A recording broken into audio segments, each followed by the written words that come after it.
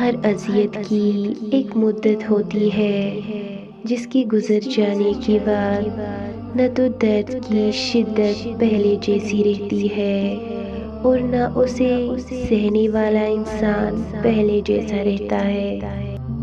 جب اللہ نے آپ کی زندگی کو اچھا موڑ دینا ہوتا ہے تو آپ کو جھوٹے اور مکار لوگوں سے دور کر دیتا ہے۔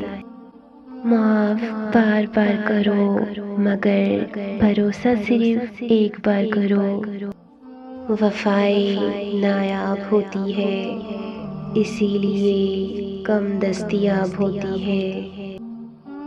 اللہ سے دعا کرو اور اللہ کے حضور ہی رویا کرو، کیونکہ تمہارے آنسوؤں کو، تمہارے دل کی تڑپ کو اللہ کے سوا کوئی نہیں سمجھ سکتا۔